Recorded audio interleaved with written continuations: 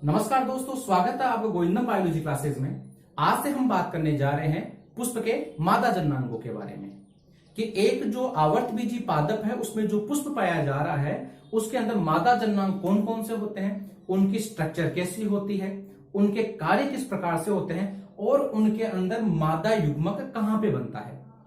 हमें जो चाहिए वो मादा युग्मक ही चाहिए, क्योंकि पिछले जो वीडियो थे उनमें हमने नर युग्मक के बारे में बात कर चुके हैं कि नर जननांग के अंदर नर युग्मक कहां पे बनता है। नर जननांगों के बारे में हमने पुमंग की स्ट्रक्चर की बात की थी। पुमंग में पुंकेसर, उसके अंदर पुंकेसर के जो 3 भाग थे उनमें सबसे इंपॉर्टेंट जो भाग था वो था परागकोश।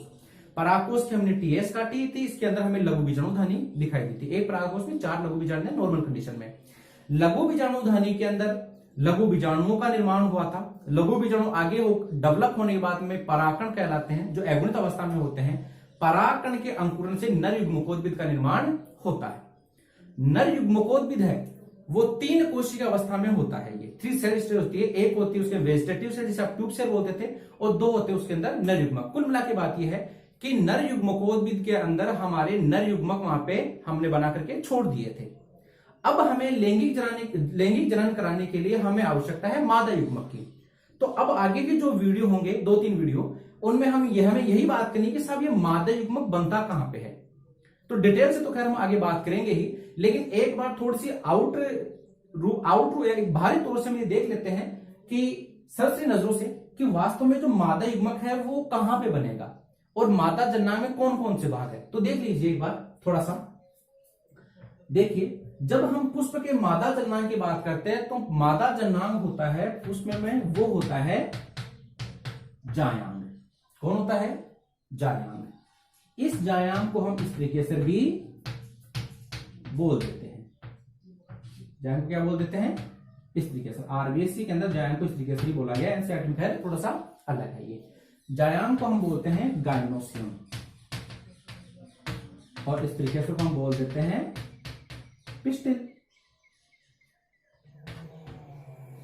अब आगे देखिए, ये जो जायांग है वो छोटी छोटी अनेक इकाइयों से मिलकर के बना होता है, और उन इकाइयों को हम बोलते हैं अंडक, कार्पल बोल देते हैं।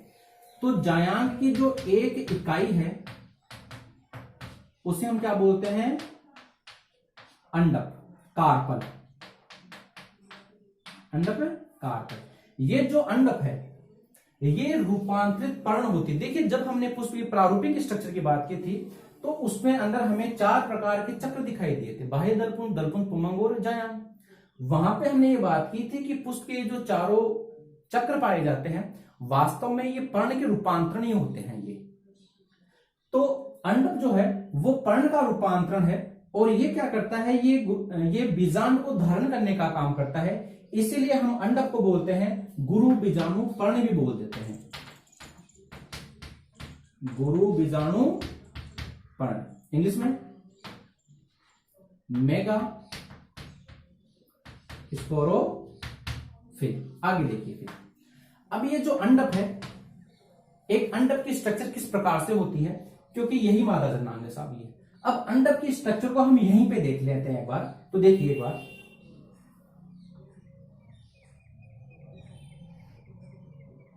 पुष्प के पुष्पासन के बिल्कुल ऊपर की साइड में और सबसे मध्य के अंदर वैसे ये होता है साहब अंडक। अंडक की संरचना को, कार्पेल की जो स्ट्रक्चर है उसे हम अध्ययन के हिसाब से इसकी स्ट्रक्चर के अकॉर्डिंग इसके होते हैं 3 भाग। देखिए कैसे। अंडक का जो सबसे नीचे वाला भाग होता है वो होता है थोड़ा सा फूला हुआ। वास्तव में जो अंडक, ये जो जायांग है, ये अंडक है, इसकी स्ट्रक्चर फ्लास्क नुमा होती है। ये तो इसका जो नीचे वाला भाग होता है इसको बोलते हैं हम अंडाशय, ओवरी। अंडाशय का नीचे का जो फूला हुआ भाग उसे हम क्या कहते हैं? अंडाशय कहते हैं। अंडाशय के अंदर होते हैं बीजांड। यही पे बात कर लेते हैं इसकी एक बार। ये अंडाशय में कौन होते हैं? बीजांड, ओव्यूल। अभी थोड़ी देर करते हैं इसके बाद, आगे देखिए। तो अंडाशय के अंदर जो अंडक है, अंडक का जो सबसे नीचे वाला भाग है अंडाशय। अंडाशय से एक लंबी पतली नलीनुमा संरचना बाहर की ऊपर की तरफ निकलती है, जिसे हम कहते हैं स्टाइल, वृत्तिका। क्या कहते हैं? वृत्तिका या स्टाइल। ये जो वृत्तिका है ये ऊपर की तरफ से जाकर के थोड़ी सी चौड़ी स्ट्रक्चर बदल जाती है, मतलब वर्तिका है आगे थोड़ी सी चौड़ी होती है, जिसे हम बोलते हैं वर्तिकाग्र। क्या बोलते हैं इसे हम?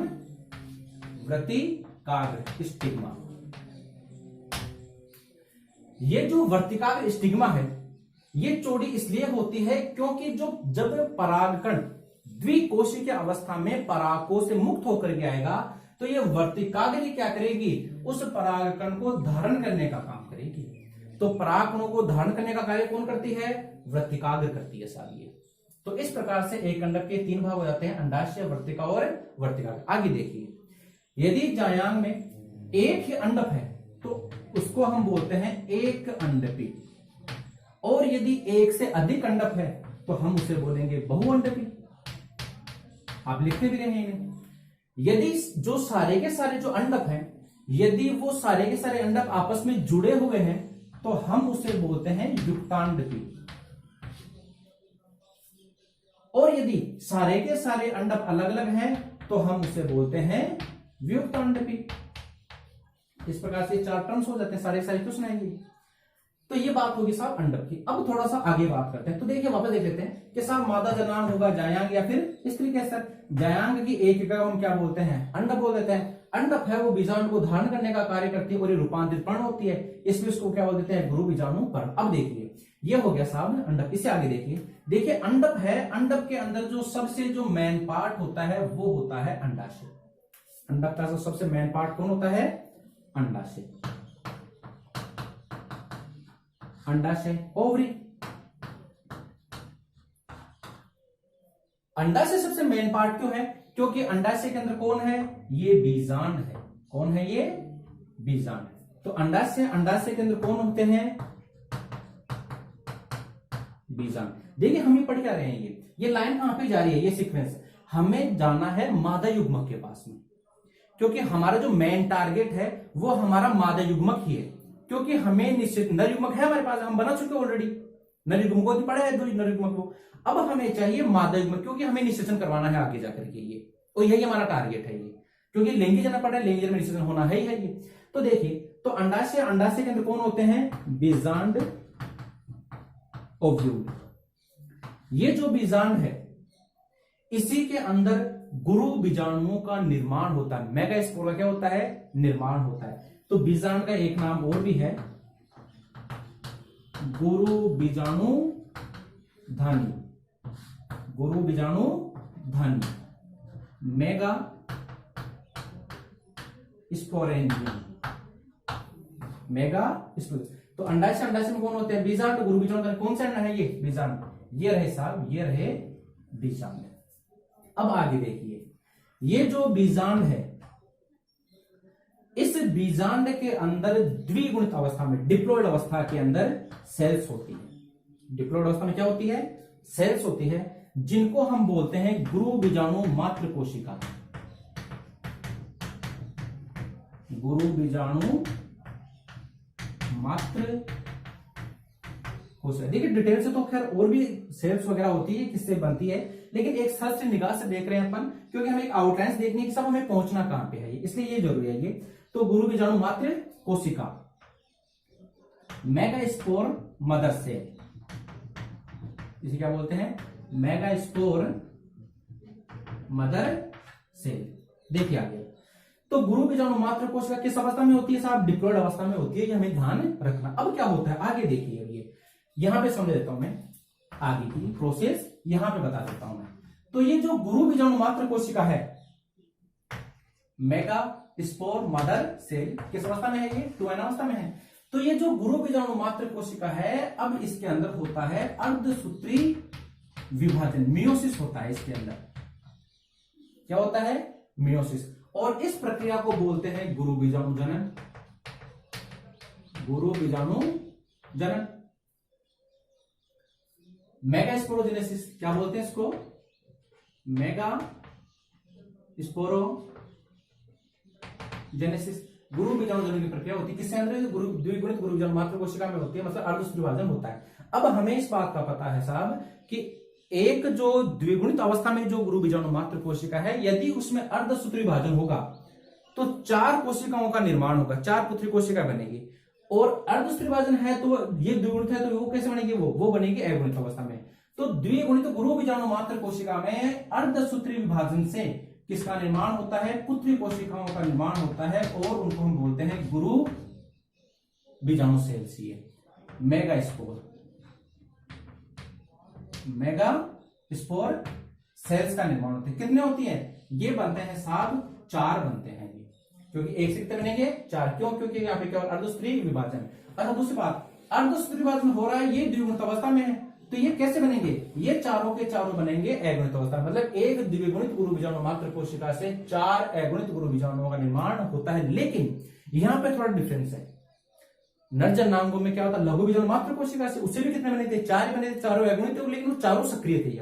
यहाँ पे थोड़ा चेंज आएगा कि जो गुरु बीजाणु मात्र कोशिका से 4 गुरु बीजाणु बनेंगे, उनके अंदर से 3 गुरु बीजाणु निष्क्रिय हो जाएंगे। वो क्या हो जाएंगे, 3 गुरु बीजाणु निष्क्रिय हो जाएंगे, केवल एक गुरु बीजाणु क्या रहेगा, सक्रिय रहेगा।